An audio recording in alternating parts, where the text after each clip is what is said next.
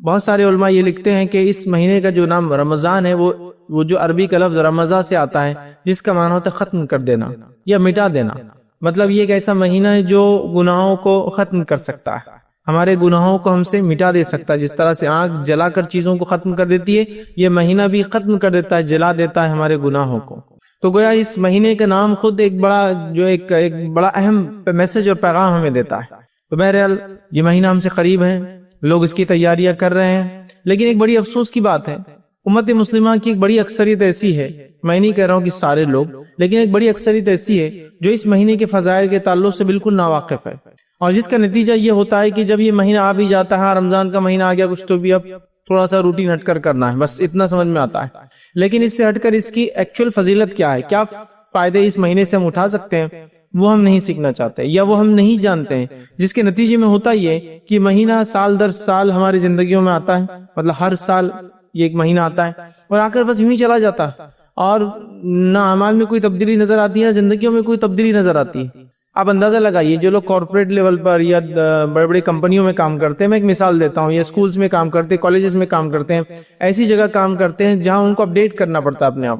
تو ہوتا یہ ہے کہ وہ کمپنی، وہ کالج، وہ اسکول ان کے لیے کچھ کورسز رکھتی ہے نا، یا کچھ ٹریننگ پروگرامز رکھتی ہے، یا کچھ اپڈیشن پروگرامز رکھتی ہے. نتیجہ یہ ہوتا ہے کہ ایک مثال کے طور پر کمپنی کے اندر ایک نیا سسٹم آیا، وہ سسٹم کو سکھانے کے لیے 3 دن کا کوئی پروگرام کمپنی نے رکھ دیا. میٹنگ ہوتی ہے، سارے لوگ جمع ہوتے ہیں، اور کمپنی نے جو اپنے سسٹم کو اپڈیٹ کیا، وہ اپڈیٹ آپ کو سکھائے جاتے ہیں.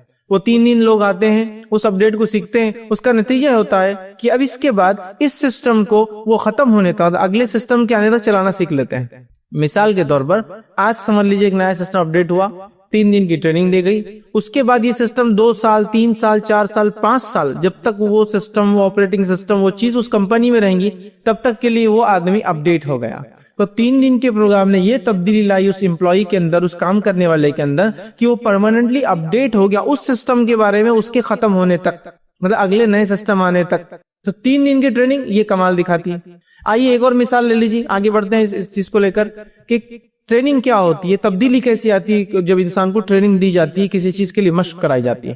دوسری مثال لے لیجیے، آپ چاہتے تھے کہ گاڑی چلانا آپ سیکھیں، فار ایگزامپل 2 ویلر تو نہیں، 2 ویلر عام طور سے لوگ گھروں پہ سیکھ لیتے ہیں، لیکن 4 ویلر ہے جو کہ آپ کے ساتھ اویلیبل نہیں ہے. آپ ایک ڈرائیونگ اسکول میں جاتے ہیں، اسکول میں جانے کے بعد آپ، میں سمجھتا ہوں 15 days to 20 days یا 30 days کا ہارڈلی کورس ہوتا ہے، اور بہت ہی ڈم انسان ہوگا، بہت ہی جس کو ہم کہیں گے مطلب وہ انسان کمزور ہوگا جو مہینے بھر بعد بھی گاڑی نہ سیکھ سکے. آج کل تو دیکھیے آپ بچوں کو گھر میں ہے تو آدھا ٹریننگ تو وہاں مل جاتی ہے، پھر 1 سے 2 3 بار 10 بار چلا لیے تو آ جاتی ہے نا، ایسا ہوتا ہے.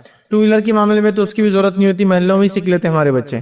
ٹھیک، تو آپ دیکھیے، تو 1 month کی ٹریننگ ہوئی، اس کے بعد ماشاءاللہ آپ نے کار چلانا سیکھی. اب جب تک آپ اپنے عقل و ہوش اور حواس میں ہیں، گاڑی چلانا آپ نہیں بولتے. اب جب تک آپ اپنے عقل میں اور ہوش اور حواس میں ہے، سینسز آپ کی باقی ہے، آپ گاڑی چلانا نہیں بولتے. تو 1 مہینے کی ٹریننگ نے یہ تبدیلی لائی کہ زندگی بھر کے لیے لائف ٹائم آپ نے گاڑی چلانا سیکھ لی. ٹریننگ، مشق کروائیں گے. اب آئیے میں رمضان کی مثال لے رہا ہوں. اب یہاں رمضان بھی ایک ٹریننگ ہے، تاکہ اگر سال بھر ہم میں کوئی کمزوریاں اور کوتاہیاں آ گئی ہو تو اس 1 مہینے میں اس کو کمپنسیٹ کر دے، اور اگلے کی ہم تیاری کر لے کہ اپنے اعمال کو ہم اضافہ کر لے. تو رمضان ایک 30 days کی ٹریننگ دی جا رہی ہے، اور یہ اسلامی کیلنڈر کے اعتبار سے 9واں مہینہ ہوتا ہے اسلامی کیلنڈر کا، اور 1 مہینے کی مطلب اپروکسیمیٹ 29 یا 30 days، مطلب جو بھی اس میں ہوتا ہے، 1 مہینہ اسلامی اعتبار سے 1 مہینے کی ٹریننگ ہے. لیکن کتنی افسوس کی بات ہے، اس 1 مہینے کی ٹریننگ اور مشق سے جو مسلمان گزرتا ہے، جب وہ چاند دکھ جاتا ہے تو ایسا گزرتا ہے اس ٹریننگ سے کہ جس کے نتیجے میں اس کو دیکھ کر رشک آتا ہے کہ ماشاءاللہ سبحان اللہ الحمدللہ کیا تبدیلیاں ہیں. لیکن 30 days جو ہی یا 29 days جو ہی گزرے، مہینہ ختم ہوا اور چاند نظر آیا دوسرا، پھر ایسی تبدیلی آ جاتی کہ لوگ بولتے سبحان اللہ یہ وہ انسان تھا کہ جو ابھی دکھ رہا تھا 1 دن پہلے. آپ سمجھ رہے بات کو میں جو بتانا چاہ رہا ہوں کہ 3 دن کی اور 30 دن کی ٹریننگز ایک انسان پر ایک سسٹم کے ختم ہونے تک اور ایک انسان پہ اس کی زندگی ختم ہونے تک سکھا دے رہی ہے، اس کو ہمیشہ کے لیے اس کا عادی بنا دے رہی ہے. تو کیوں یہ 30 days کی ٹریننگ یا ایک 1 month کی ہماری اسلامک ٹریننگ جو ہم کو رمضان میں ملی، وہ ٹریننگ کا اثر 1 دن میں کیسے ختم ہو جاتا ہے؟ یہ تعجب اور امیزنگ چیز. 3 دن کی ٹریننگ سسٹم کے ختم ہونے تک آپ کو اپڈیٹ کر رہی ہے. 30 دن کی ٹریننگ زندگی بھر کے لیے آپ کو گاڑی چلانا سکھا دے رہی ہے. ٹیچرز جو ہوتے ہیں اسکول کالجز کے اندر ان کو 2-2 3-3 دن کے ان کے ٹریننگ پروگرامز ہوتے ہیں, وہ ان کی زندگی کو چینج کر دیتے ہیں. تو سوال یہ 30 ڈیز کا ایک پروگرام جو اللہ رب العزت نے بائی ڈیفالٹ امت مسلمہ کو ہمیشہ کے لیے دے دیا, وہ پروگرام کو اتنا ہم لائٹلی کیسا لے رہے ہیں, اتنا آسان کیسے لے رہے ہیں کہ 30 دن ہم مسلسل ماشاءاللہ نمازوں کی پابندی کر رہے ہیں, زکوٰۃ اور صدقات کی ہم پابندی کر رہے ہیں, اور تمام وہ اعمال جس سے اللہ راضی ہوتا وہ کر رہے ہیں, اور 30 دن گزرنے کے بعد کایا ایسی پلٹ جاتی, زندگی ایسی تبدیل ہو جاتی کہ کچھ ہوا ہی نہیں تھا, کچھ ہوا ہی نہیں تھا. ایک چاند دکھا, اور میں بار بار کہتا ہوں, بہت سے لوگ کہتے ہیں کہ آپ بہت برا کہتے ہیں, ہارش کہتے ہیں, اس طریقے سے نہیں بولنا چاہیے, کہ ایک چاند امت مسلمہ میں ایسی تبدیلی لاتا ہے کہ راستے بند ہو جاتے ہیں نماز کے لیے, اور ایک چاند پھر اگلا آتا ہے ایسا کرتا ہے کہ امام کو مصلی ڈھونڈ کر لانا پڑتا ہے. پہلا چاند وہ جب رمضان شروع ہوتا ہے راستے نہیں پورتے ہیں, مطلب مسجدیں تو ختم ہوگی, راستے بھی نہیں پور رہے ہیں, راستوں پہ شطرنجی اور چٹائیاں ڈال کے نمازیں ہو رہی ہے, اور پھر ایک چاند پھر نکلتا ہے جو عید لاتا ہے, ٹریننگ کے خاتمے کا اعلان کرتا ہے کہ اب آپ تیار ہو, آپ نے تقویٰ اختیار کیا, آپ نے ذکر کو اختیار کیا, آپ نے خرچ کرنے کی عادت ڈالی, آپ نے اپنی نظروں پہ کنٹرول رکھا, آپ نے اپنے حلیوں کو سدھار لیا تھا, آپ نے اپنے اعمال اور افعال کو سدھار لیا تھا, آپ نے اپنے معاملات کو سدھار لیا تھا. پھر کیوں ایسا ہوا کہ وہ چاند دیکھتے ہی جب 31واں دن, اگر 31 کا اگر مہینہ تھا اور اگر 29 کا 30واں دن نکلا, ایک ایسی تبدیلی آئی کہ جیسے کہ ایک چاند مطلب ایک رات کے بعد ایک بھولا کوئی خواب تھا جو گزر گیا. مطلب ایسی کیسی زندگی اتنا ڈائنامک چینج کے ساتھ آئے, جبکہ یہ ٹریننگ دی جا رہی. اللہ رب العزت نے قرآن میں سورہ بقرہ سورہ نمبر 2 میں کیا فرمایا, یا ایھا الذین آمنوا کتب علیکم الصیام کما کتب علی الذین من قبلکم لعلکم تتقون. اے لوگو, اے وہ لوگو جو ایمان لائے ہو, تم پر روزے فرض کیے گئے, تم پر روزے فرض کیے گئے, کتب علیکم الصیام کما کتب علی الذین من قبلکم. اور یہ کوئی نئی بات نہیں, صرف تم ہی نہیں ہو جن پر روزے فرض کیے گئے, تم سے پہلے کے لوگوں پر بھی ہم نے روزے فرض کیے تھے. کیوں؟ لعلکم تتقون, تاکہ تم اللہ کا ڈر اختیار کرو. تو روزوں کا مقصد ہے ٹریننگ دینا. کس چیز کی ٹریننگ دینا؟ لعلکم تتقون, اللہ کا ڈر, فاصلہ جتیا. اور اللہ کا تقویٰ کیا ہے کہ ہمارا اس چیز کو بجا لائے جو ہمارا رب ہمیں حکم دیتا ہے, اور ہر حرام کردہ چیز سے اپنے نفس کو بچائے. یہ تقویٰ ہے, لعلکم تتقون, تاکہ تم اللہ کا ڈر پاسولیاز اختیار کر سکو. تو خود رمضان کے روزوں کی فرضیت کا مقصد اللہ رب العزت بیان کر رہا ہے. اب اگر یہ مقصد ہی حاصل نہ ہوا, تقویٰ کوئی ایسی چیز نہیں ہے جو میں ظاہر کر کے بتا سکوں, یا میرے حلیے سے آپ کہہ سکتے کہ میں متقی ہوں, ممکن نہیں.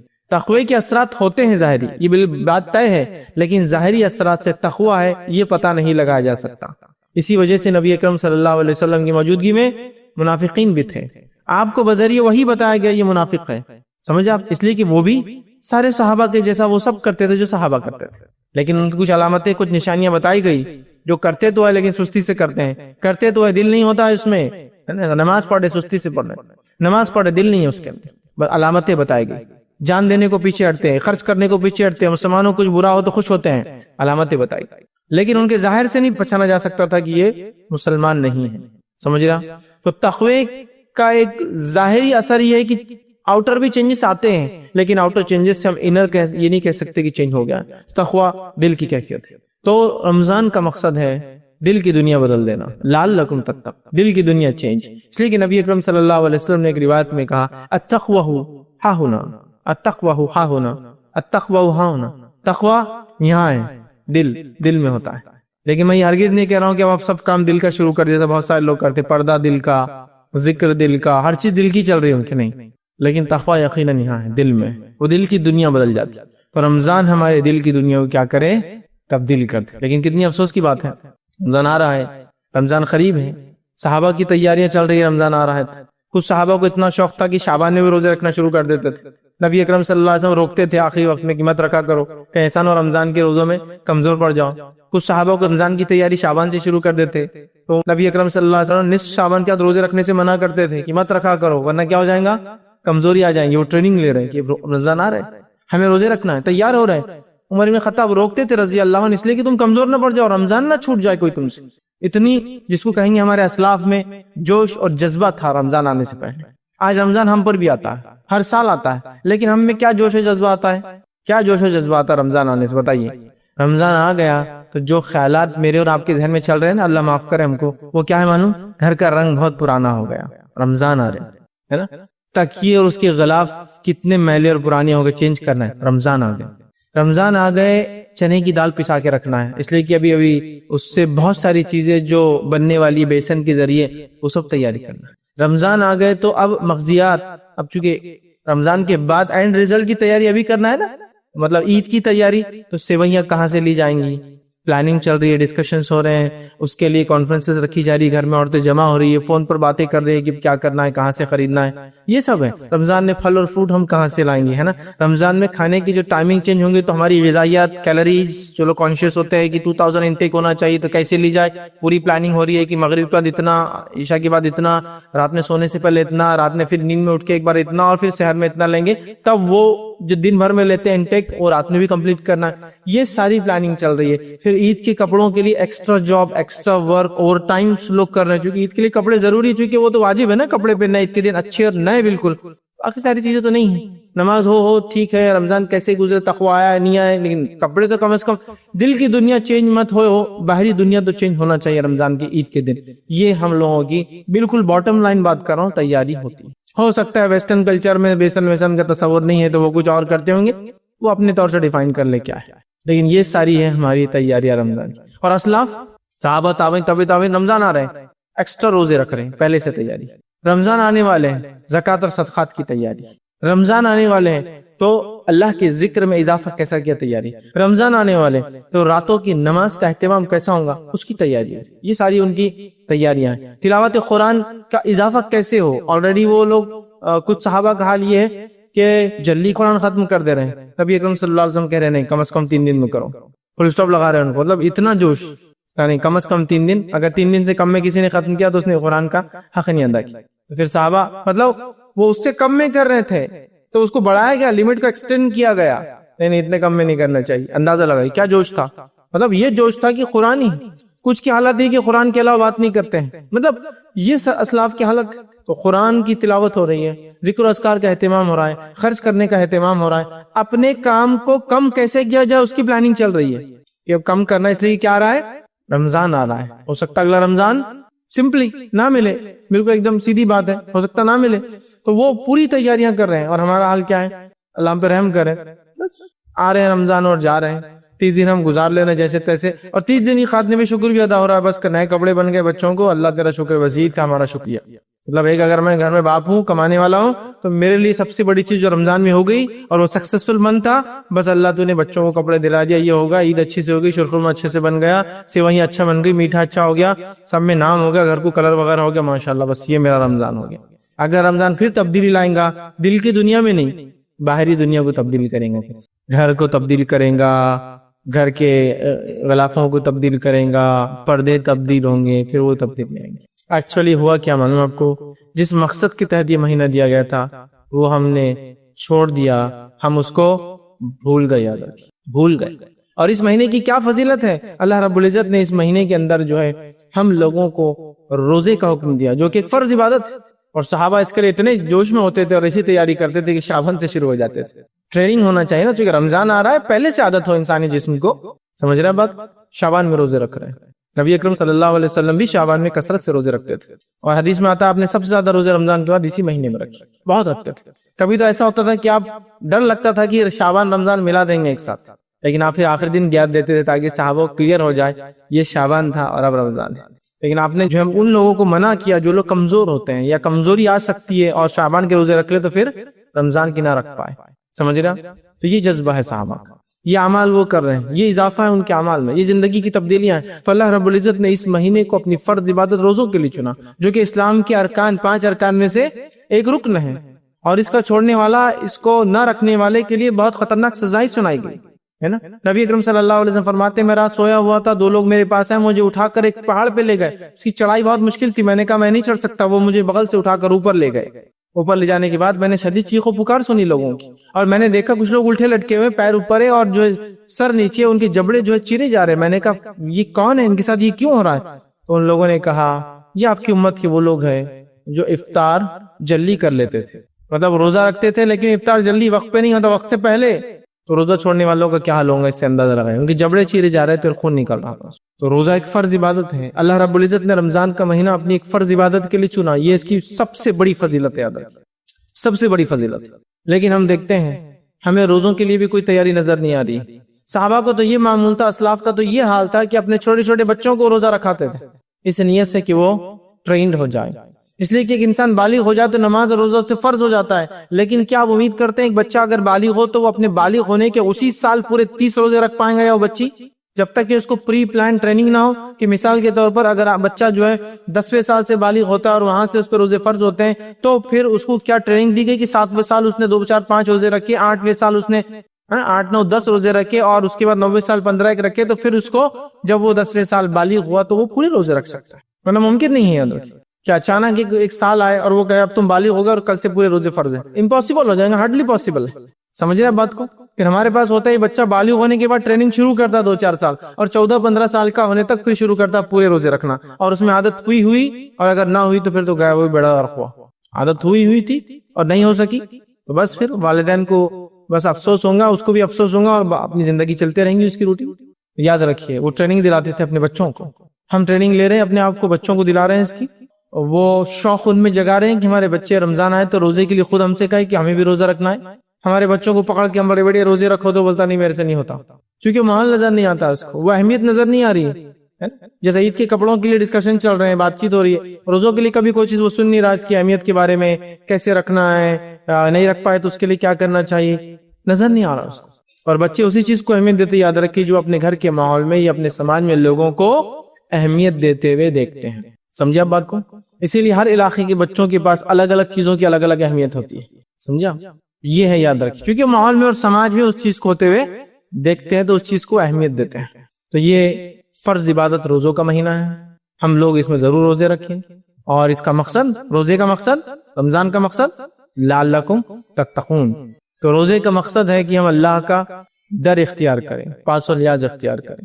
رمضان کا مہینہ اسی لیے دیا گیا کہ ہم روزہ رکھیں اور اللہ کا ڈر اور تقوی اختیار کریں، یہ سب سے اہم چیز ہے۔ تو یہ رمضان جو انشاءاللہ عزیز اب ہم پر آئیں گا، یہ ہم میں جو ہے ایک پرماننٹ چینج لا دے، ہمارے دل کی دنیا بدل دے، ہمارے معاملات بدل جائے، ذکر و اذکار کا جو ہے ہم نے رمضان میں کیا وہ بعد رمضان بھی باقی رہے، تلاوت قرآن جو رمضان میں کی غیر رمضان بھی کنٹینیو سلسلہ چلتے رہے، روزوں کی جو عادت رمضان میں ڈالی بعد رمضان بھی شوال کے 6 اور اس کے علاوہ بھی منڈے اور تھرسڈے جو جمعرات کے روزے کے مادی بن جائے، ایام 20 جو ہے چاند کی جو ہے 13 14 اور 15 کے ہم روزے رکھنے والے بن جائیں۔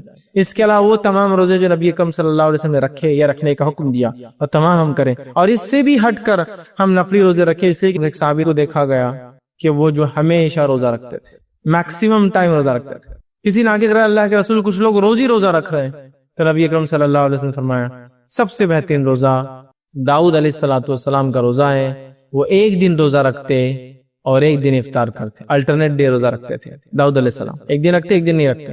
تو جب وہ صحابہ تک خبر پہنچی تو انہوں نے پھر ایک دن رکھنا شروع کیا اور ایک دن چھوڑنا، ورنہ پورا ہی رکھ رہے تھے کنٹینیوس۔ تو یہ شغف، یہ دھن اور یہ جذبہ جاگ گیا تھا، لیکن بڑی افسوس کی بات ہے یہ چینجز ہم میں نہیں آ رہے۔ اور رمضان ایک ایسا اہم مہینہ ہے کہ نبی اکرم صلی اللہ علیہ وسلم کے ساتھ ایک خاتون نے ارادہ کیا کہ وہ جو حج کے لیے جائیں گے لیکن نہ جا پائی کسی وجہ سے، چونکہ سواری کی کمی تھی۔ نبی اکرم صلی اللہ علیہ وسلم دریافت کیا تم آ رہی ہو حج کو؟ تو کہا نہیں میں نہیں آ سکتی ہوں، اس لیے کہ اونٹ 2 ہی ہے، ایک کھیتی باڑی کے لیے ایک پانی کے لیے لگتا ہے، تو میں اگر سفر پہ آ جاؤں گی آپ کے ساتھ حج کے یا چلوں گی تو پھر اونٹ کو مطلب سواری کا کیا ہوگا، گھر بار کیسے چلیں گا۔ تو نبی اکرم صلی اللہ علیہ وسلم فرمایا تو پھر تم رمضان میں عمرہ کر لینا، اس لیے کہ رمضان میں کیا گیا عمرے کا ثواب حج کے برابر ہے۔ دیکھیے کتنا افضل مہینہ ہے کہ اس مہینے کی گیا ایک نفلی عمل عمرہ، یہ حج اصغر ہے، چھوٹا حج ہے، اور حج اکبر ہوتا ہے، تو یہ بھی کیا گیا حج اصغر عمرہ حج کے حج اکبر کے برابر ثواب، لیکن اس سے حج ساقط آپ سے ہٹ نہیں جائیں گا، وہ اپنی جگہ باقی ہے، لیکن ثواب درجے کے اعتبار سے، اہمیت کے اعتبار سے، ریوارڈز جو ملنے والے ہیں وہ اس کے برابر ہیں۔ سمجھ رہے ہیں بات کو؟ تو آپ اندازہ لگائیے مہینے کی کیا فضیلت ہے کہ عمرہ جیسا عمل، تو جو عمرے کو جا سکتا ہے، اللہ نے مال دولت صلاحیت طاقت توانائی دی ہے، آج کل تو بہت زیادہ سہولتیں اور آسانیاں ہو چکی ہے سفر کی، میں سمجھتا ہوں، اور قیمتیں بھی جو بہت کم اس میں ہو جاتا ہے، الحمدللہ جو فائدہ اٹھا سکتا ہے فائدہ اٹھا لیں، ہے نا؟ اس لیے کہ ہم نہیں جانتے کب زندگی کی حالت تبدیل ہو جائے، کب ہمارے ملک کی حالت تبدیل ہو جائے، کب وہ ملک کی حالت تبدیل ہو جائے جس کے اندر وہ چیز ہے، یہ بھی ہو سکتا ہے۔ تو آج ساری سہولتیں ہیں، بینیفٹ اٹھا لیجیے، فائدہ لے لیجیے، ہو سکتا ہے کل سب کچھ ہو صحت ساتھ نہ دی، سب کچھ صحیح ہو مال ختم ہو جائے کہ اب جا نہیں سکتا ہوں، سمجھ رہا؟ تو کرنا چاہیے حج کو جائے انسان، ہر حج کو نہیں جا سکتا ہے، حالات نہیں، یا حج چونکہ کافی اس میں پیسہ لگتا ہے، تو عمرہ تو جا سکتا ہے، عمرہ کرے کم از کم رمضان میں۔ اسی طرح جو ہے کوشش کرنا چاہیے کہ رمضان کے مہینے میں اعمال صالحہ میں اضافہ کریں. اب جو بھی آپ کرتے ہیں نیک اعمال میں اضافہ، کیا کیا نیکیاں ہو سکتی ہے اس کی کوئی فہرست نہیں بنائی جا سکتی، ظاہر سی بات. تو اعمال صالحہ کے اندر اضافہ کرے، یاد رکھیے بالخصوص ذکر و اذکار کا اہتمام کریں اعمال صالحہ میں، بالخصوص نمازوں میں اضافہ کریں مطلب فرض کے علاوہ، بالخصوص قیام اللیل کا ہم اہتمام کریں، ہے نا اعمال صالحہ میں. بالخصوص زکوٰۃ تو اگر آپ رمضان میں دیتے ٹھیک ہے، لیکن اس کے علاوہ صدقات میں اضافہ کریں، ہے نا. بالخصوص آپ صلہ رحمی میں جو ہے اضافہ کریں. یہ مہینہ ہے صلہ رحمی کا کہ ہم لوگوں کو افطار یا ہمارے غریب رشتہ داروں کو افطار اور سحر کا نظم کرائیں، ہے نا. یہ ساری چیزیں بہرحال اگر ہم پلان کریں تو سب کچھ ہو سکتا ہے، یاد رکھیں. ہم لوگ سوچتے نہیں، یاد رکھیں اگر ہم سوچیں گے نا سب کچھ ہو سکتا ہے، اور جب ہم نہیں سوچتے ہیں نا تو کچھ بھی نہیں ہو سکتا، یاد رکھیں. جب ہم سوچ لیں یہ نہیں ہو سکتا تو نہیں ہو سکتا، سب سے پہلے اپنے ذہن کو بدل دیجیے یہ ہو سکتا ہے، تو سب کچھ ہو سکتا ہے، یاد رکھیں. تو اللہ تعالیٰ پھر مدد کریں گا نا. جب آپ سوچ کے بیٹھ کے کچھ نہیں ہو سکتا تو پھر آتی ہوئی بھی اللہ کی مدد آپ کو نظر نہیں آتی. کرنے کا جذبہ رکھیں، سب کچھ ہو سکتا ہے، یاد رکھیں. آپ بولیں گے یار میں خود برڈن میں ہوں، مصیبت میں ہوں، دوسروں کو کیا کھلاؤں گا. صحابہ کی آپ زندگی دیکھیں، دوسروں کو کھلاتے تھے تو اللہ اتنا دیتا تھا جس کی کوئی انتہا نہیں. ہم لوگ کیا سمجھتے ہیں جمع کرنے سے چیز بڑھتی ہے، یاد رکھیے چیز خرچ کرنے سے بڑھتی ہے. یہ پریکٹیکل اصول ہے. مان لو آپ نے کار لی اور کبھی نہیں چلاتے اس کو، بہت دن چلتی، کیوں کار 15 سال کے بندے اس کی لائف 30 ایئرس ہو جاتی. آپ کو معلوم سال بھر بعد وہ کھڑی گاڑی اس کے ٹائر بھی خراب ہو جائے گا اور پھینکنے کے لاق ہو جائے. لیکن چلتی ہوئی گاڑیاں 15 سال کے بعد بھی مینٹین رہتی ہے اور آپ بولتے ہیں اس کو ری پاسنگ کرانا پڑے گا. 15 ایئر جنرلی انڈیا میں 2 ویلرز 4 ویلرز کی لائف مانی جاتی ہے، ٹھیک ہے. ویسٹرن کنٹریز میں وہ کم ہوتی ہے، 7 سال 5 سال ہوتی ہے. بہرحال تو 15 سال ہے تو آپ چل رہا تو چلتی ہوئی چیز بڑھتی ہے، یاد رکھیے فائدہ دیتی ہے. اس بات کو آپ نوٹ کر لیں. تو آپ جب خرچ کریں گے تو آپ کے ساتھ آتا بھی ہے. ہم سمجھتے ہیں جمع کرنے سے آتا نہیں، خرچ کرنے سے آتا. صحابہ کی زندگی اس کی جدی جگتی مثال. تو اعمال صالحہ نیک اعمال جو بھی آپ کرتے ہیں رمضان میں اس میں کیا کیجیے اضافہ کیجیے، تاکہ جب آپ ایک لمٹ تک جا کر آئیں گے تو غیر رمضان ایک سرٹن لمٹ تک پھر پہنچ جائیں گے. ایک انسان سمجھ لیجیے 1 مہینہ مشقت کر کے 100 تک جا رہا ہے کسی کام میں، تو غیر رمضان کم از کم امید ہے 50 تو پہنچے گا. تو اس میں خوب اضافہ کیجیے اعمال صالحہ میں. اسی طرح صدقات کا خاص طور سے اس مہینے میں اہتمام کرے. نبی اکرم صلی اللہ علیہ وسلم اس مہینے میں خاص طور سے صدقات کا اہتمام کرتے. اسپیشلی صدقات مطلب نفلی مال خرچ کرنا. زکوٰۃ یہ فرض ہے، صدقات نفلی مال خرچ میں، چونکہ نفلی مال خرچ کرنے فطرہ آتا ہے، صدقہ آتا ہے، سمجھنا بہت ساری چیز میں اس میں انکلوڈ ہوتی ہے. تو لہٰذا نفلی مال خرچ کرنے کی عادت ڈالیے. صدقات کا خوب اہتمام کریں، اور صدقات مسکینوں کو تلاش کر کے دے. اور مسکین اور غریب کا فرق جو نبی اکرم صلی اللہ علیہ وسلم نے بتایا وہ یہ کہ غریب مانگ کر لے لیں گا جو سوال کریں گا، اور مسکین مانگتا نہیں ہے تم کو اس کو پہچاننا پڑے گا. یہ فرق. غریب کیا کریں گا؟ سوال کریں گا، اور مجبوری میں سوال کرنا بھی جائز، حرام نہیں. مجبوری میں غریب مانگیں گا آپ سے، مسکین مانگیں گا نہیں. اور غریب کو روپیہ 2 روپیہ دینے سے اس کا کام چل جائے گا، مسکین کا کام اس سے نہیں چلتا ہے. مسکین آپ کا دوست بھی ہو سکتا ہے جو روز ساتھ رہتا ہے، لیکن اس کے گھر کی حالت یہ کہ اس کی والدہ گلی گلی کام کرتی ہے، اس کی والد بیچارے چھوٹا موٹا کچھ کام کرتے، تو وہ مسکین ہے. بولیں گا تھوڑی آ کر کہ مجھے دیجیے، مسکین بولیں گا نہیں. آپ کو ڈیٹیکٹ کرنا ہے کہ یہ مسکین دکھ رہا ہے، اس کو دینا چاہیے. یہ آپ تحفتاً اس کو دے دیں. تو مسکین اور غریب کا ہی فرق. تو صدقات کریں، کوشش کریں کہ غریبوں کو بھی دے، لیکن خاص طور سے مسکینوں کا ضرور خیال رکھے. یہ آپ سے مانگیں گے نہیں، آ کے لقمہ 2 لقمے نہیں مانگیں گے، اس سے ان کا کام بھی نہیں بنے گا. ان کو تلاش کریں. آپ لوگوں کے حالات سے، چہروں سے، کپڑوں کے احوال سے، گاڑی کی کنڈیشن سے معلوم کر سکتے ہیں حالات کیا چل رہے ہیں. مدد کیجیے، مدد کیجیے. اب کوئی کہے کہ میں خود مسکین ہوں، دوسروں کی کیا مدد کرے؟ ٹھیک ہے، تو یاد رکھیے آپ کوشش تو کریں جو آپ کر سکتے ہیں دوسروں کی، وہ کوشش کریں گا اور ایک سماج بن جائیں گا. یاد رکھیے جو دینے والا سماج ہو جائے گا، جو دینے والا، معلوم دینے والا. صحابہ کے تعلق سے اور اس کے بعد کے اسلاف کے مدینے کے ماحول کے تعلق سے کچھ روایتیں ایسی ملتی ہے تاریخی کہ کوئی کسی کے گھر میں اگر کھانے کو کوئی چیز دیتا، سمجھا، تو وہ بازو والے کو شفٹ کر دیتا کہ وہ زیادہ مستحق ہے میرے سے کہ میں کھاؤں. وہ اس کو شفٹ کرتا، حتیٰ کہ وہ چیز پورے محلے میں گھوم کر اس پہلے شخص کے پاس آتی جو اس کو جس نے اس کو دیا تھا. کیونکہ ہر فرد کیا بولا نہیں وہ میرے سے زیادہ مستحق ہے، اس کو دے دو. تو وہ ٹرانسفر یہاں سے ہو رہی بازو والے گھر، بازو والا کیا بولا نہیں میرے سے زیادہ مستحق وہ بازو والا ہے، وہ وہاں سے ٹرانسفر اس کے گھر. ایسا پورا جا کر وہ چیز واپس اسی کے پاس آتی جو دے رہا ہے. ایک واقعہ آتا ہے کہ ایک شخص بغداد سے نکلا، اس کی والد نے نیت کی تھی کہ مدینے کے سب سے غریب انسان کو جا کر 10,000 درہم تم صدقہ کر دینا، 10,000 چاندی کے سکے صدقہ کر دینا. وہ شخص وہاں سے نکلے اور پہنچے مدینہ. جب مدینہ پہنچے تو مدینہ پہنچنے کے بعد ارادہ کیا کہ جو والد نے نیت کی تھی 10,000 دینار سب سے غریب انسان کو، کسی نے کہا بھائی غریب انسان کہاں ملے، کسی نے کہا وہاں ڈھونڈتے ڈھونڈتے پہنچ گئے. اب جو سب سے غریب گھر پہ گئے دستک دی اور کہا کہ میرے والد نے نیت کی تھی کہ مدینے کے سب سے غریب انسان کو 10,000 درہم میں دوں، تو آپ کے بارے میں پتا چلا آپ سب سے غریب ہیں، یہ لیجیے آپ کے لیے 10,000 درہم. تو کیا کیا انہوں نے؟ میں ہوتا تو کیا کرتا، یہ جنرس آفر میں جانے دیتا کبھی کو آگے 10,000 روپے مجھے دے رہا ہے، نہیں جانے دیتا. وہ کیا بولتا معلوم شخص جس سے گھر پہنچے، کیا وہ غلط گھر آ گئے، میرا پڑوسی میرے سے زیادہ غریب ہے تو لہذا وہ ڈیزرو کرتا، چونکہ آپ کی نیت تھی سب سے غریب انسان کو دینا. وہ شخص وہاں سے بازو والے کے پاس جاتے ہیں اور کہتے ہیں کہ یہ 10,000 درہم جو ہے آپ کے لیے ہے، اس لیے کہ میرے والد نے یہ نظر مانگی تھی. تو انہوں نے کہا کیا آپ میرے بازو والوں کے پاس گئے؟ اس لیے کہ آپ غلط جگہ آ گئے، میرے سے زیادہ غریب میرا پڑوسی ہے. تو انہوں نے کہا میں بازو گیا تھا، اور انہوں نے کہا کہ ان سے زیادہ غریب آپ.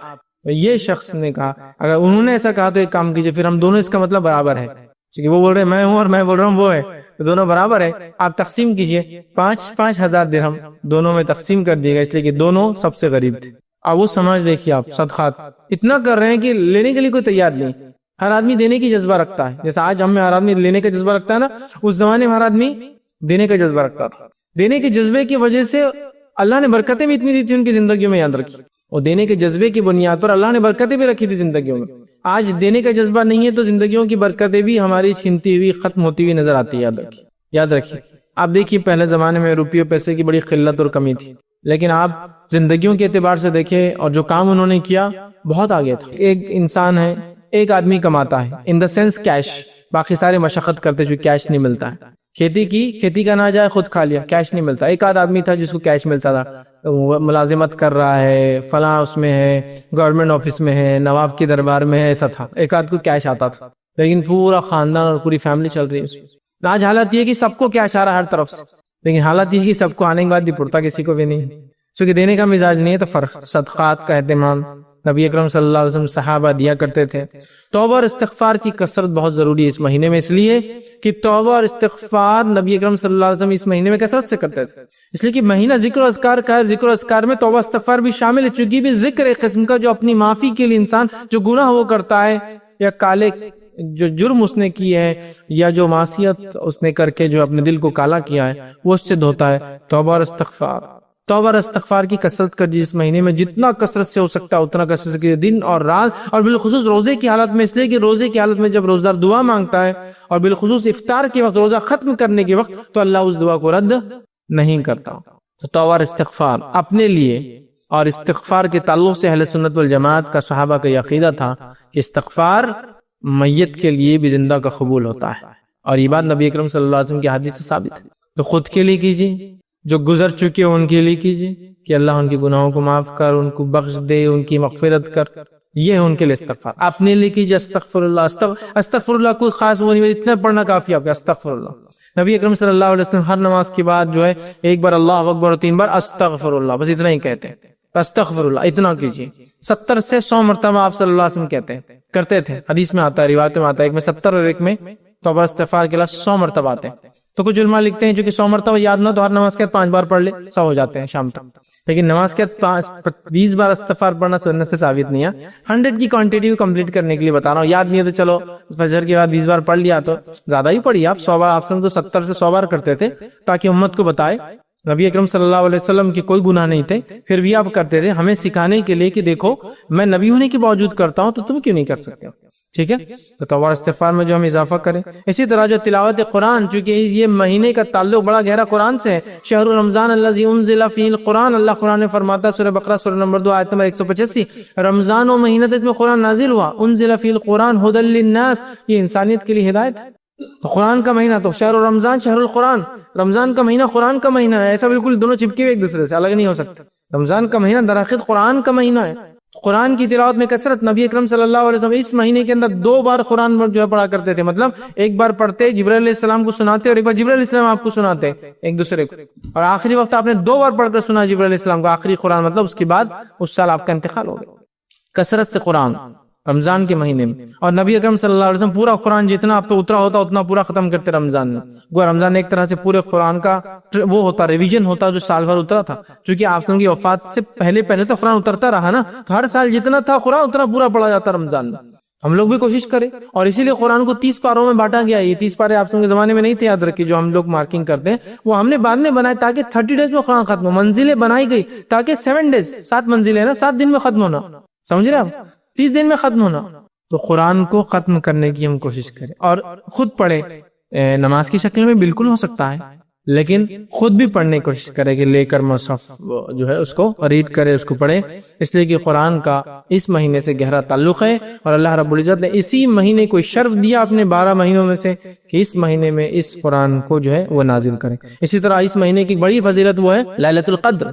بڑی فضیلت ہے, یاد رکھیں اس میں لیلۃ القدر اتنی بڑی فضیلت ہے کہ ابن ماجہ کی روایت ہے, نبی اکرم صلی اللہ علیہ وسلم نے لوگوں کو جمع کیا, صحابہ کو رمضان سے کہا اب تم پر ایک ایسا مہینہ آنے والا ہے جس میں ایک رات ایسی آنے والی ہے جو اہمیت کے قدر اور منزلت اور اہمیت کے فضیلت کے اعتبار سے اتنی اہم ہے کہ 1000 مہینوں سے افضل ہے. جس نے اس رات کو پایا اس نے تمام خیر اچھائی کو حاصل کیا, اور جس نے اس رات کو چھوڑ دیا اس نے تمام خیر کو چھوڑ دیا. اور ایک بد نصیب و بے نصیب سے یہ رات چھین لی جاتی ہے, وہ اس کو نہیں منا پاتا ہے, چھین لی جاتی ہے. قرآن نے اسی کی گواہی دی اور کہا سورہ قدر میں انا انزلناہ فی لیلۃ القدر وما ادراک ما لیلۃ القدر لیلۃ القدر خیر من الف شہر.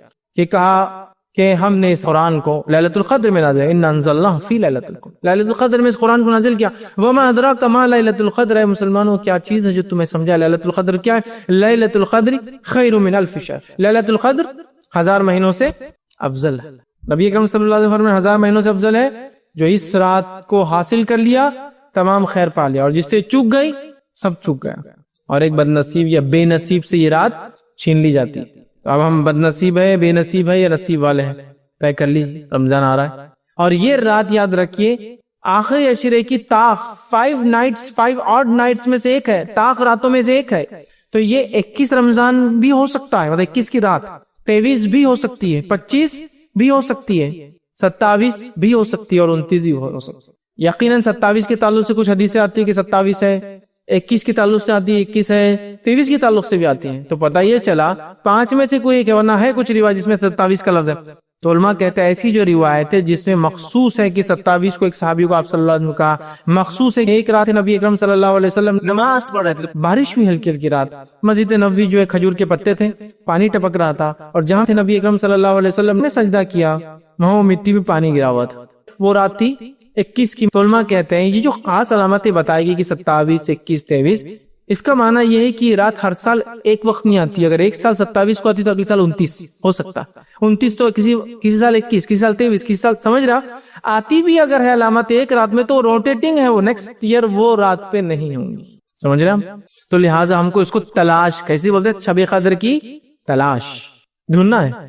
تو 21 کی رات, 23 کی رات, 25, 27 اور 29 میں شب قدر کو تلاش کرنا. اور کیسے تلاش کرنا ہے, جیسے ہم آج کل تلاش کر رہے ہیں, آخری عشرہ شب قدر کی تلاش, 21 کی رات فلاں بازار میں, 23 کی رات فلاں بازار میں, اور 25 کی رات فلاں خریدی کے اندر, اور 27 کی رات فلاں ہوٹلوں میں, اور 29 کی رات فلاں, اور اس کے بعد ماشاءاللہ 1000 مہینوں کا ثواب حاصل. یہ ہماری پلاننگ ہے, میکسیمم جو پلاننگ ہے, اس سے ہٹ کر کچھ نہیں. اور پورا سماج, پورا ماحول ہی ہے, پورا حالات ہی ہے. اور چونکہ میں عموماً کہتا ہوں ڈپلیکیٹ نائٹس اتنی منا لی تو ریئل نائٹس حقیقی جب راتیں آتی ہیں نا اس کی اہمیت ختم ہو جاتی ہے. کوئی شب برات منا رہا ہے تو کوئی شب معراج منا رہا ہے, اسی کو وجود ثابت نہیں کہ اس کو منایا جائے. معراج تو ایک واقعہ ہوا, اس کو منانا ثابت نہیں, کچھ بھی نہیں. 15 شعبان کے تعلق سے کہا کہ 15 شعبان کو اللہ تعالیٰ تمام لوگوں کی مغفرت کر دیتا سوائے اس شخص کے جو دل میں کینہ رکھتا ہو کسی کے. یہ منانا نہیں ہے کہ چلو سیلیبریٹ کرو اس کو. اب منانا کیا ہے, یہ رات ہے شب قدر, لیکن 5 ہے نا تو کہاں چکر میں جانا اتنا لمبا, شارٹ کٹ کر کے آگے ادھر ہی کیوں جائیں گے اس کے اندر. یہ ہے ریئل نائٹس جس کو آپ جاگ کے منائیں, ڈھونڈ کر منائیں, تلاش کر کے منائیں, پلان کر کے منائیں, چھٹی لے کر منائیں. میرا آفس سے نہیں ہوتا تو چھٹی لیجیے 5 دن, کیا جاتا ہے, لیکن اس کو منائیے, مطلب عبادت کیجیے. اور رات شروع ہوتی ہے مغرب سے لے کر طلوع آفتاب, مطلب غروب آفتاب سے لے کر طلوع آفتاب تک, مطلب سن سیٹ سے سن رائز تک پورے اس کو رات بولتے ہیں. تو کم و بیش آج ہمارے پاس رات 12 گھنٹے کی ہے, 10 گھنٹے کی ہے, کسی جگہ 5 گھنٹے کی ہے. تو آپ کو اس رات کو منانا ہے, یاد رکھنا. جتنی بڑی ہے اتنا افضل ہے وہ بھی، جتنی چھوٹی وہ بھی ہے کہ انسان کم وقت میں زیادہ حاصل کر لے. سمجھ رہے ہیں بات؟ تو اس کو بنانا ہے، اس کو وہ کرنا ہے، یاد رکھ. اس کے لیے کوئی بہانہ تلاش نہیں کرنا ہے، وہ کسی بھی حال میں ہم کو اس رات کو بنانا ہے، اس کے فائدہ اٹھانا ہے. اسی طرح رمضان کی ایک فضیلت قیام اللیل ہے. نبی اکرم صلی اللہ علیہ وسلم فرماتے جو رمضان کے مہینے میں قیام اللیل کرے ایمان اور احتساب کے ساتھ، اس نیت سے کہ اللہ اس کا اجر دیں گا، غفر له ما تقدمت من ذنبک، اللہ پچھلے گناہ معاف کر دیتا ہے. قیام اللیل رمضان جو اس کو پڑھیں گا اس نیت سے کہ اللہ خالص اپنی نیت کر کے اللہ تیرے لیے کر رہا ہوں، اس کا مجھے اجر چاہیے، غفر له ما تقدمت من ذنبک، پچھلے گناہ معاف. کتنی افضل مہینہ ہے کہ صرف رات میں عبادت کرے تو پچھلا معاف کروا لیتا. بہت افضل مہینہ ہے. یاد رکھیے ہر رات حدیث میں آتا ہے کہ ہر رات اللہ تعالیٰ رمضان میں لوگوں کو جہنم سے آزادی دیتا ہے. ایک روایت میں آتا ہے کہ اللہ تعالیٰ ہر افطار کے وقت لوگوں کو جہنم سے آزادی دیتا ہے. آپ بولیں گے جہنم میں کوئی گیا نہیں؟ ہاں گیا نہیں، لیکن وہ لوگ جو جہنمی اعمال کر رہے تھے اس مہینے میں اچھے عمل کر کے اپنے لیے مغفرت لکھوا لیتے ہیں. سمجھ رہے آپ؟ یہ معنی ہے اس کا. ٹھیک ہے، تو قیام اللیل کا اہتمام کریں. قیام اللیل وہ رسمی قیام اللیل نہیں، وہ قیام اللیل جو حقیقی ہو، ریئل ہو، جس میں ہم جو ہے رات میں اللہ کو راضی کرنے کے لیے قیام اللیل کریں. ٹھیک ہے، اس لیے کی بات اس لیے کہہ رہا ہوں کہ بہت ساری جگہ قیام اللیل کا اہتمام بہت سارے علاقوں میں ہوتا ہے، جس میں مختلف قسم کے اچھے اچھے کھانے بنائے جاتے ہیں مسجدوں کے اندر. تو لوگ جا کے مسجد میں 1 بجے جا کے کونے میں سو جاتے ہیں، پھر 3-4 بجے جیسی افطار کا سحر کا ٹائم ہوا کہ اٹھ کے وہاں کھانا شروع، یا پھر قیام اللیل میں اس لیے جا رہے ہیں کہ وہاں کھانا بھی مل جاتا اپنے کو. یہ سب نہیں، ریئل یہ ہے کہ ہم اللہ کے لیے اور اس نیت سے کہ احتساب کہ اللہ مجھے اس کا اجر تو دیں گا، اس کا اجر مجھے ملے گا، اس کے پچھلے گناہ معاف ہو جاتے ہیں. اسی طرح جو ہے لیلۃ القدر میں قیام، اس کی بھی الگ فضیلت آتی. حدیث میں آتا ہے جو لیلۃ القدر میں قیام کرے اس ایمان اور احتساب اس نیت سے کہ اللہ اس کا اجر دے، اس کے بھی پچھلے گناہ معاف ہو جاتے ہیں. پورے رمضان میں بھی ہو رہے ہیں، لیلۃ القدر میں بھی ہوتے ہیں. تو کوشش کریں لیلۃ القدر میں تلاوت قرآن کے ساتھ ساتھ قیام اللیل کا بھی ہم اہتمام کریں. اسی طرح رمضان کے مہینے میں اعتکاف یاد رکھیں، یہ بہت اہم عبادت ہے. نبی اکرم صلی اللہ علیہ وسلم آخری عشرہ اعتکاف کرتے. جس سال آپ کی وفات ہوئی آپ نے 20 دن 2 عشرہ اعتکاف کیا. تو اعتکاف کا اہتمام کریں. اعتکاف مسجد میں ہوتا ہے، اس کی تمام تر تفصیلات میں سمجھتا ہوں میں نے جو ہے اعتکاف اہمیت، احکام اور مسائل اس میں بہرحال رکھیے. تو ہم کوشش کریں اعتکاف کریں، اور اعتکاف صرف مسجد میں ہوتا ہے، چاہے مردوں کا ہو چاہے عورتوں کا ہو، یاد رکھیں. ٹھیک ہے، اعتکاف مسجد میں ہوتا ہے، تو اعتکاف کا اہتمام کریں. اسی طرح جو ہے تقوی اختیار کرے، چونکہ اس مہینے کا مقصد یہ ہے تقوی اختیار کرنا، ٹریننگ حاصل کر کے اپنی زندگی کو چینج کرنا. تقوی اختیار کرے. اس مہینے میں کثرت سے دعائیں کرے، چونکہ مغرب کے وقت مطلب افطار کے وقت بھی مغفرت ہو رہی ہے، ہر رات مغفرت ہو رہی ہے، تو خوب دعائیں کرے. اور یاد رکھیے رات میں اللہ تعالیٰ کا پہلے آسمان پہ آنا اور دعاؤں کو سننا یہ رمضان کے لیے خاص نہیں ہے، یہ سال بھر چلتے رہتا ہے. صحیح مسلم کی روایت ہے ہر رات اللہ تعالیٰ رات کے آخری پہر، تیسرے پہر، رات کا جو آخری حصہ ہوتا ہے اس میں انسانی دنیا پہ نازل ہوتا ہے، اور ایک ندا آواز لگائی جاتی ہے کوئی مغفرت چاہنے والا میں دینے بیٹھا، ہے کوئی مانگنے والا میں دینے بیٹھا. اسی لیے نبی اکرم صلی اللہ علیہ وسلم رات کے آخری پہر میں نماز پڑھتے تھے، تہجد کی خاص طور سے. ویسے تو آپ نے عشاء کی بات بھی پڑھی، بیچ رات میں پڑھی، اور آخری وقت میں زیادہ پڑھتے تھے، لیکن چونکہ اس وقت اللہ تعالیٰ آسمانی دنیا پہ ہوتا ہے اور آواز لگائی جاتی ہے کوئی مانگنے والا. بلکہ ایک روایت کے اندر جو حسن درجے کی روایت جامع جو ہے ترمذی کی، اس میں تو یہ بھی ہے جو شخص رات میں اٹھ کر رات میں تہجد پڑھتا ہے اس کا ایک فائدہ ہے کہ اللہ تعالیٰ اس کی جسمانی بیماریوں کو بھی اس سے دور کر دیتا ہے. دوسرے فوائد کے ساتھ ساتھ کہ اللہ نزدیک ہوتا ہے، دعائیں سنی جاتی ہیں. دعا کثرت سے دعائیں کریں، کثرت سے دعائیں. سجدے میں دعا، نماز کا سجدہ ہی مراد، نفلی نمازیں پڑھے سجدوں میں دعائیں کریں. کثرت سے دعا قائدوں کے اندر کریں جو ثابت ہے، اور دیگر دعائیں جو مختلف ارکان میں نبی اکرم صلی اللہ علیہ وسلم نماز میں کی. اس کے علاوہ عورتیں ہیں بھائی، ٹھیک ہے، یہ تو ساری چیزیں عبادت کی. اس کے علاوہ جو ہے دعاؤں کے لیے کوئی پاکی اور ناپاکی کا بھی مسئلہ نہیں. دعا کے لیے کوئی نہیں کہ آپ کوئی مخصوص وقت نہیں ہے، کوئی پاکی اور ناپاکی نہیں، ہر حال میں دعا کر سکتے. دعاؤں کا اہتمام کریں. دعا خود اپنے آپ میں ایک عبادت ہے. دعا عبادہ، دعا عبادت. ٹھیک ہے، تو دعاؤں کا کثرت سے اہتمام کریں اپنے لیے اور دوسروں کے لیے، اور اپنے میت کے لیے جو مر چکے ہیں. بہت اچھا موقع ہے، ویسے تو کبھی بھی کر سکتے ہیں لیکن یہ خاص موقع ہے. اور حدیث کے اندر الفاظ ہیں میت انتظار کرتی ہے قبر کے اندر، یہ کوئی اس کے لیے دعا کرے. اسی طرح جس طرح سے ڈوبنے والا تنکے کا سہارا لیتا ہے، میت قبر میں انتظار کرتی ہے اس کے زندہ لوگوں کے دعا کرنے کے لیے کہ کوئی دعا کرے میرے لیے. جیسا ڈوبتا ہوا انسان کا تنکے کو پکڑتا، ویسے انتظار کرتی ہو کہ کوئی دعا بھیجے، ان کی مغفرت کی دعا کیجیے. اپنے لیے کیجیے، دوسروں کے لیے کیجیے. اپنے لیے دعا کرو گے اس کے فائدے، دوسروں کے لیے دعا کرو گے اس کے بھی فائدے ہیں. نبی اکرم صلی اللہ علیہ وسلم فرماتے ہیں جب کوئی بندہ مومن دوسرے مومن بندے کے لیے غائبانہ دعا کرتا ہے، وہ سامنے نہیں ہے اور اس کو بولتا بھی نہیں ہے کہ تمہارے لیے کیا، تو وہی دعا پر اس کے لیے فرشتے آمین بولتے ہیں. تو میں اس کو اپنی زبان میں بولتا ہوں دعا کرو اور اپنے لیے دعا کرواؤ آٹومیٹک. میں کروں اللہ میرا بھائی بڑا پریشان حال ہے اس کے مصیبت کو دور کر. تو فرشتے کیا دعا کرتے ہیں اللہ اس کی مصیبت کو اس سے دور کر. اے اللہ ان کی بچوں کی بڑے مسائل ہیں ان کے لیے آسانی عطا فرما. فرشتے دعا کرتے ہیں اللہ اس کی بچیوں کے لیے اس کے لیے آسانی عطا فرما. اے اللہ ان کی تجارت میں جو ہے کمی آ گئی اللہ اسے برکت عطا فرما. فرشتے دعا کرتے ہیں اللہ اس کی تجارت میں برکت عطا. دعا کرو اور دعا اپنے لیے کرواؤ. کتنا اچھا اصول ہے نا. اور غائبانہ دعا بول کر بھی دعا کی جا سکتی ہے. غائبانہ کرنے کی فضیلت ہے. یہ حدیث میں آتا ہے کچھ دعائیں جو رد نہیں ہوتی میں سے ایک دعا ہے کہ مومن بندے کا دوسرے مومن کے لیے غائبانہ دعا کرنا بغیر بولے چپکی اس کے لیے دعا کرنا. یہ بھی ہوتا ایسا اہتمام کر لیا آپ دعاؤں کا اسی کو انتہا نہیں. ہم لوگ دعاؤں میں بڑے کوتا نظر آتے ہیں نا. دعاؤں کا اہتمام کر ہر جگہ ہر جگہ ہر جگہ اس حد تک کہ کبھی کوئی ایمبولینس کی آواز بھی آپ سنیں تو ضرور دعا کر لینا. اگر اس میں کوئی اللہ تیرا بندہ ہے یا کوئی انسان ہے تو اس کے لیے اگر وہ ہدایت کا مستحق ہے تو ہدایت دے دے اسی بیماری کے ذریعے اس کو. اور اگر جو ہے مسلمان ہے ہدایت یافتہ ہے تو اس کو شفا نصیب کر دے. آواز آپ کو دور سے آ رہی ہے ہوگا نہیں ہوگا دیکھا جائیں گے لیکن اگر تھا تو آپ کی کریڈٹ میں آ گیا. فرشتے دعا کرے اللہ اس کے لیے مسئلہ حل کر اس کی بیماری دور کر اس کو جو ہے فنا. سمجھ رہے آپ. تو آتی ہے نا کبھی آواز کوئی نہ کوئی مطلب پرابلم میں ہے تبھی تو آواز آ رہی ہے. کسی کو ہسپتال لے جایا جا رہا ہے نا ہاسپٹل تو آپ دعا کر سکتے ہیں. دعا دعا دعا ہر بار دعا ہے نا. دواخانے سے گزر رہے کوئی دعا اللہ اتنے لوگ بیمار ہیں ان سب کو شفا دے بیچاروں. ہدایت کی جو مستحق ان کو ہدایت دے. جن کو شفا اور رحم کی ضرورت ان کو شفا دے. اور جن کے لیے جو چیز بہتر ہے اس طرف ان کو گامزن کر دے. چاہے تو شفا یا چاہے تو موت جو بہتر ہے. آپ نے محسوس بھی نہیں کیا لیکن کتنے ہزاروں لوگوں کے لیے آپ دعا کرتے ہوئے چلے گئے وہاں سے. دعا کے لیے کوئی گھڑی کوئی وقت کوئی چیز کسی کا ہونا کچھ بھی نہیں ہے. تو ایک معمول بنا لیجیے. کسی کو بھی دیکھا آپ نے دعا کر دیجیے. غائبانہ دعا بولیے مت میں نے دعا کیا بول سکتے آپ.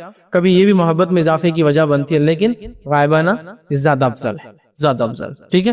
تو رمضان کے مہینے کو خوب دعاؤں کا اہتمام کیجیے. اسی طرح جو ہے رمضان کے مہینے میں جو عمل کرنا ہے اس میں سے ایک عمل یہ بھی ہے کہ جو ہے ہمیں اس مہینے کو اپنے لیے مغفرت کا مہینہ بنانا یاد رکھیں. اس لیے کہ اس مہینے میں یہ صلاحیت اللہ تعالیٰ نے دی ہے کہ یہ مہینہ میرے اور آپ کے لیے کس کا مہینہ بن سکتا ہے.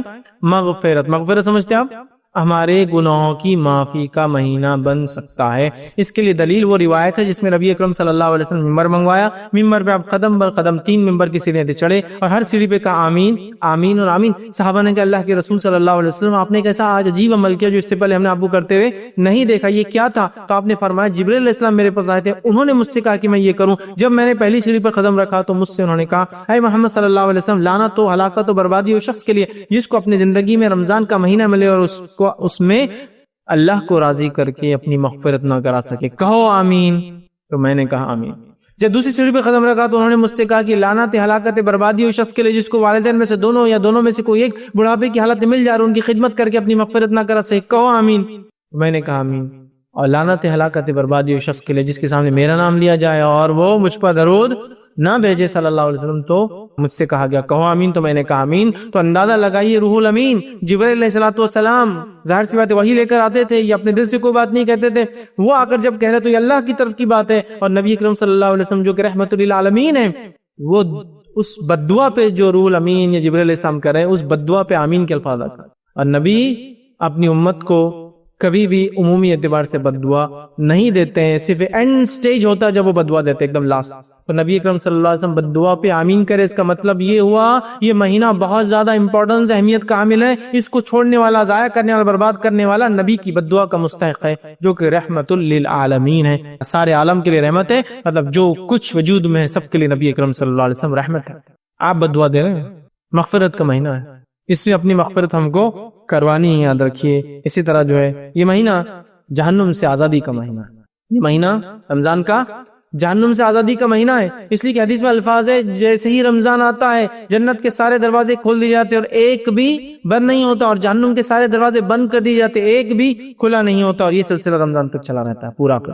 اب ایک طرح سے ایک میسج دیا جا رہا ہے جنت کھلی ہے اور جہنم بند ہے. مغفرت اور رحمت عام ہے اس مہینے میں. جنتی اعمال کر کے جنت چلے جاؤ اور جہنم ہم نے بند کر دیے. معافی مانگ لو اپنے گناہ کے لیے اور جہنم ہم نے بند کر دیا. کبھی انسان سوچتا ہے اس کا کیا سگنیفیکنس ہے. دروازے وہاں کھولے تو ہمیں کیا اس کا کیا سگنیفیکنس ہوتا ہے.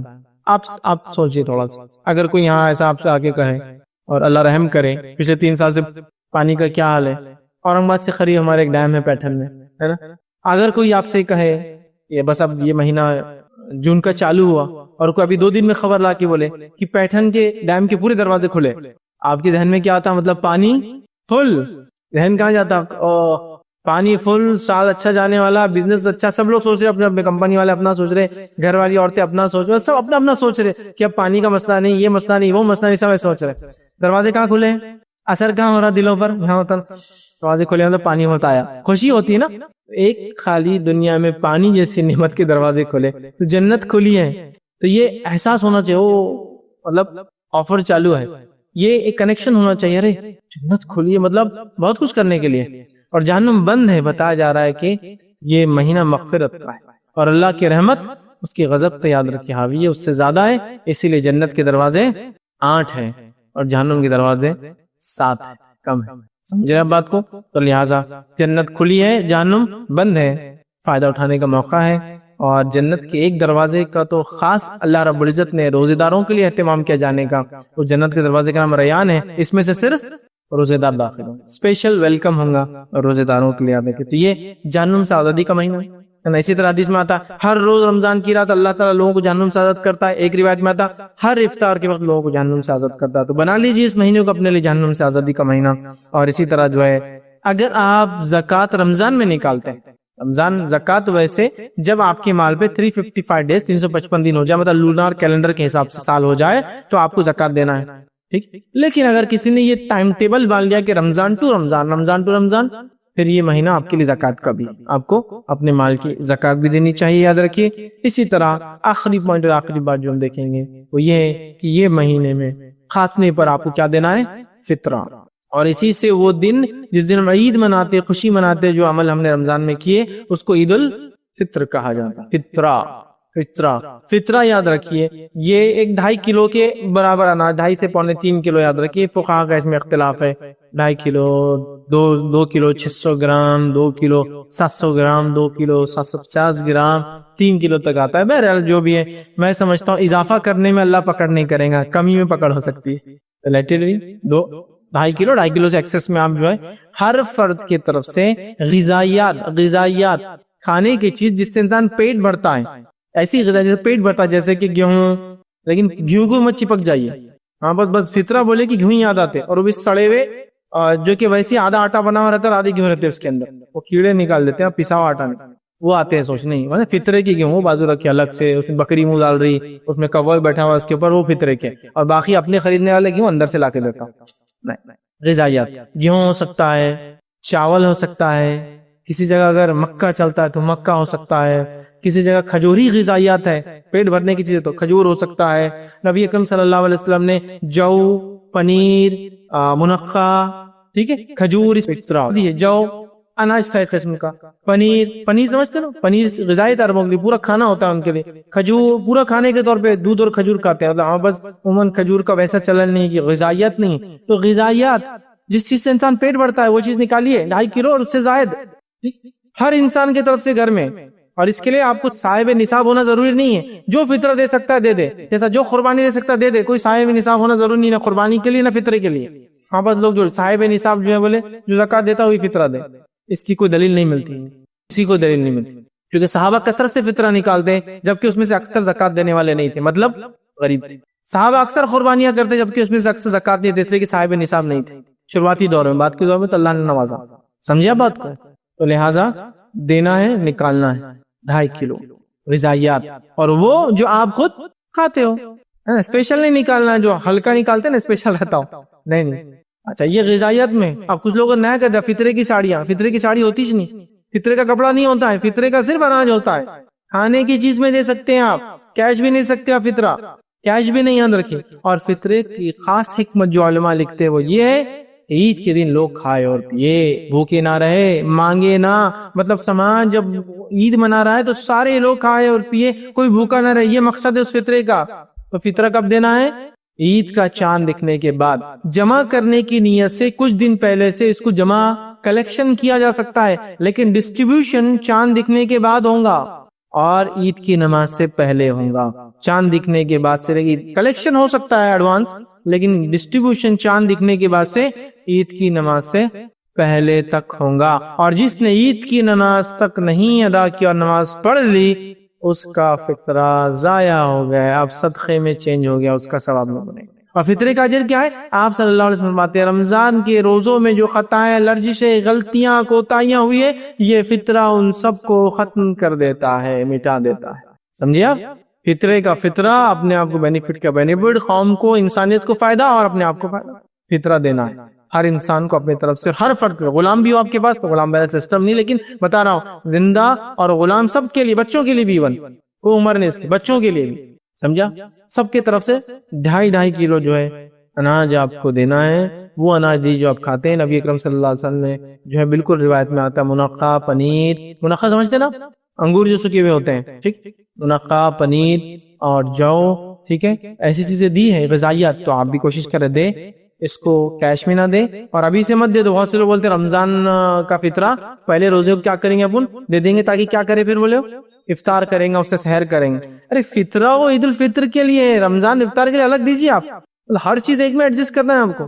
دنیا کا تو ہر کام الگ الگ ہونا، لیکن دین کا رہا تو پورا ایک ساتھ ہو سکتا ہے کہ بولے صدقہ بھی ہو جائے، فطرہ بھی ہو جائے، زکوٰۃ بھی اس میں ہو جائے، سارے اجر ڈال دو اس کے اندر۔ دنیا کا ہر کام الگ چاہیے، دنیا کا ہر کام الگ چاہیے، لیکن دین کا بولے سب ایک ساتھ ہوگا تو بہت خوشی کی بات ہے۔ نہیں تو آپ کو اگر کسی کو افطار کروانا ہے کروائیے، سحر کروانا کروائیے، فطرے میں نہیں ہوتی، لیکن فطرہ دینا ہے عید کے لیے، عید الفطر اسی لیے کہا جاتا ہے، اور اس کو دینا ہے جمع، کلیکشن تھوڑے دن پہلے سے ہو سکتا ہے، ڈسٹریبیوشن لیکن عید کا چاند دکھنے کے بعد سے لے کر عید کی نماز سے پہلے تک ہوں گا۔ تو یہ چند باتیں تھی، میں نے تقریباً 15 سے 16 پوائنٹس نکات آپ کے سامنے رکھے رمضان کے تعلق سے، اس کی اہمیت کے تعلق سے، اس روزوں کے تعلق سے، اس کی فضیلت اور تمام اعمال جو اس مہینے میں خاص طور سے ہم کر سکتے ہیں، اور یہ بڑا اہم مہینہ ہے۔ صحیح بخاری اور دیگر کتابوں میں روایتیں، نبی اکرم صلی اللہ علیہ وسلم فرماتے جو شخص اللہ کے لیے ایک دن کا خالص روزہ رکھتا ہے تو اللہ تعالیٰ اس کو جہنم سے 70 سال کی اللہ مسافت کے برابر فاصلہ جہنم میں اور اس بیچ میں ڈال دیتا ہے، ایک خندق کھائی ڈال دیتا ہے، اتنی بڑی ڈسٹنس پیدا کر دیتا ہے۔ اتنی بڑی فضیلت ہے نا کہ جہنم سے ہم اتنے دور ہو جا رہے ہیں صرف ایک روزے کا وجہ سے۔ پورا مہینہ ہے، تو اس مہینے کو ہم غنیمت جانیں اور اس مہینے کو اپنے لیے مغفرت کا مہینہ بنا لیں، اور یہ کرنے والے کے لیے آسان ہے، اور اللہ تعالیٰ اس کو توفیق دے دے، انسان پھر کوشش کرے، پھر اللہ کی توفیق ہو جائے تو یہ آسان ہے۔ ورنہ اگر ہم سوچ بیٹھے کہ نہیں ہوں گا بھائی، یہ مہینہ تو اب ہیمسٹر آ رہے اپنے، تو اس کی تیاری اب نہیں ہو سکتا، تو پھر کچھ نہیں ہو سکتا۔ یہ مہینہ تو ایک مہینہ بزنس ہوتا، پھر سال بھر کا ہوتا اپنا، تو پھر کچھ نہیں ہو سکتا۔ عزم کر لے کہ اس مہینے کو اپنے لیے انشاءاللہ جس ہم کو مغفرت کو بنانا ہے، کر صاف ہو نہ ہو، پردے بدلے جائے نہ بدلے جائے، عید کے دن میٹھا گھر میں ہو یا نہ ہو، نئے کپڑے ہم پہنے یا نہ پہنے، لیکن اللہ کے پاس یہ ضرور ہم درج کروا دے کہ یہ مہینہ اس بندے نے اپنے لیے مغفرت کا کر لیا، اپنے اعمال گناہوں کی صفائی کا کر دیا تھا، اپنے اعمال کے تبدیل کا اس نے مہینہ کر لیا تھا۔ مطلب گھر تو نہیں تبدیل ہوا، لیکن دل کی دنیا اس نے چینج کر لی، اعمال اس کے ظاہری تبدیل ہو گئے، یہ ضرور نظر آیا تھا۔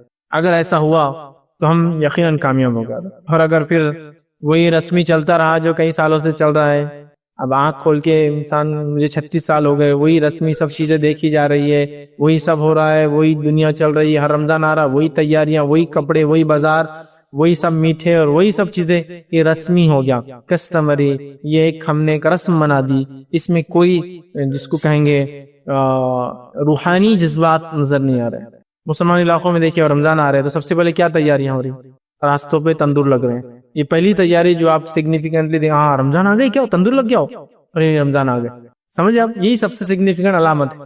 بازار بڑے ہو گئے، ایکسٹینشن ہو گئے، یہی سب سے بڑی علامت ہے کس چیز کی، رمضان کی۔ یہ علامت نہیں، رمضان کی علامت پتہ چلتا ہے کہ مسلمان تقوی اختیار کرتا ہے، مسلمان صدقات اور خیرات کے لیے ریڈی ہے، مسلمان جو ہے اب جو عبادتیں کریں گے، مسلمان اب اس مہینے میں زیادہ عبادت کے لیے جائیں گے، ظاہر سے دکانیں ان کی کم کھلیں گے۔